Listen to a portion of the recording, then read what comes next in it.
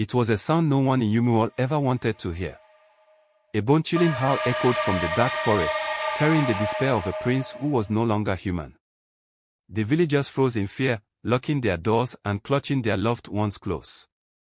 They knew who it was, Prince Adewale, the once proud heir to the throne, now a savage beast lurking in the shadows of the forest of the unknown. Years ago, the prince had everything. He was tall, handsome, and intelligent, admired by everyone in the land.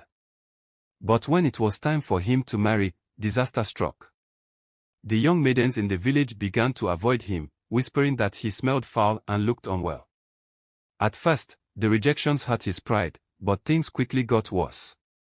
His skin grew rough and patchy, his nails became claws, and his teeth sharpened like an animal's. People stopped calling him prince and started calling him cursed. The village's chief priest said it was the work of a powerful witch whom Adewale had offended unknowingly at a festival. Her curse was simple but cruel: he would remain in this monstrous form until someone willingly risked everything to save him. But no one dared. The village elders tried rituals and sacrifices, but nothing worked. The curse grew worse, and Adewale became dangerous. He started attacking livestock, then people. In desperation, the king ordered him to be taken to the forest of the unknown, a dark, haunted place feared by all. Years passed.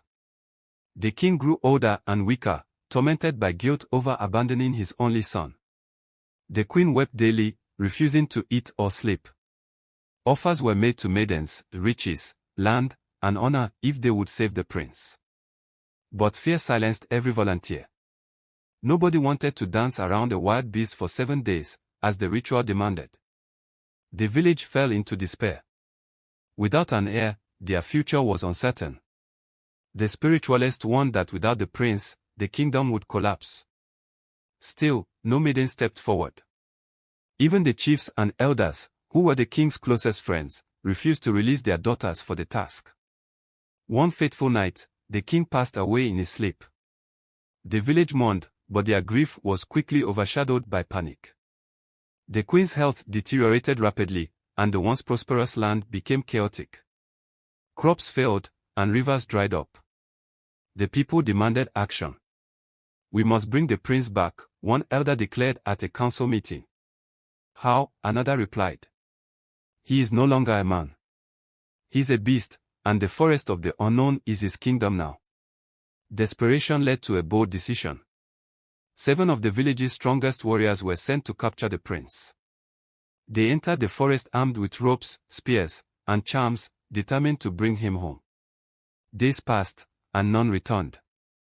When villagers ventured to the forest edge, they found only remnants of the warriors' belongings. The beast had outsmarted them, turning the hunters into his prey. The warriors' wives wailed, and the village descended into chaos. Something needed to be done, and fast. One morning, the sickly queen made a startling request. "Take me to my son," she said, her voice weak but resolute. "I must see him before I die." The elders hesitated. The forest of the unknown was no place for anyone, let alone the frail queen.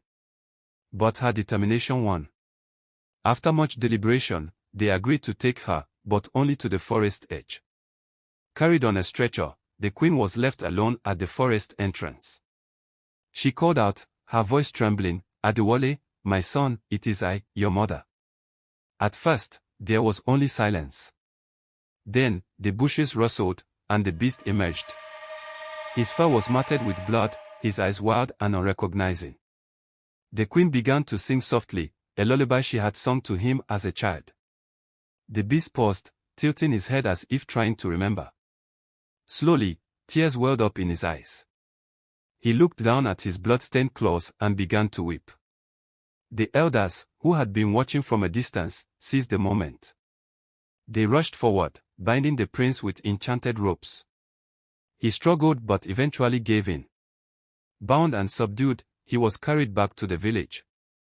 The prince was cleaned, shaved, and clothed, but he remained confined, treated more like an animal than a man. The villagers were divided. Some wanted him executed, fearing he would return to his monstrous ways. Others hoped for a miracle. The queen, now bedridden, prayed fervently to the river goddess, Umoja, making promises and offerings. "Bring my son back," she begged. "Restore him, and I will honor you for the rest of my days." One bright morning, a stranger arrived in Umuo. She was a stunning maiden with an air of mystery. Her skin glowed like the sun, and her voice was as soothing as a gentle stream. "I have come to save the prince," she announced. The village was stunned. The town crier spread the news, and everyone gathered to see the maiden who dared to do what no one else would. She introduced herself as Olabisai from a distant land, but the queen knew better. This was no ordinary girl, she was Umoja herself. The maiden was allowed into the palace, where she spent days with the prince. Her presence seemed to calm him. By the seventh day, the prince was fully restored. His eyes shone with humanity once more, and he stood tall as the heir he was born to be. The village erupted in celebration. Feasts were prepared, gifts exchanged, and songs sung in praise of Olabisai. The prince declared his intention to marry her, and preparations for a grand wedding began. But on the eve of the ceremony, the village's chief priest delivered a chilling warning. "The maiden is the river goddess," he revealed. "If the prince marries her, it will bring chaos to the land." The prince was furious. He confronted Olabisai, who in turn told him to go get answers from the queen. The queen's heart sank after the news. She went to Olabisai to plead with her to let her son, who was already blindly in love with her. Olabisai then reminded her of the promises she had made at the river and threatened the queen. "I shall become queen and your son shall become my prince, and together we shall reign even in your death," Olabisai warned. "Break your words and I will take the prince back with me to the river and curse this land once more."